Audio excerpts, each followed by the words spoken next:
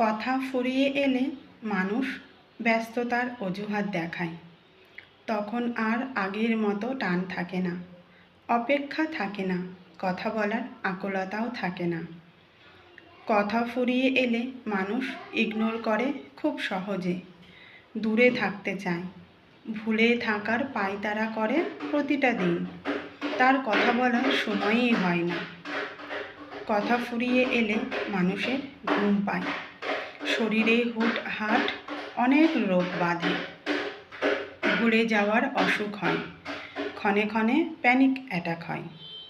মূলত কথা ফুরিয়ে গেলেই সম্পর্কের পতন হওয়া শুরু হয়। সেই কারণে কোনো সম্পর্কের শুরুতে কোনো দিনই বেশি জোর দিতে নেই। সব সময় একটু হালকার উপর থেকে কথা বলা, দেখা সাক্ষাৎ করা, এসব কিছুই করতে হয়।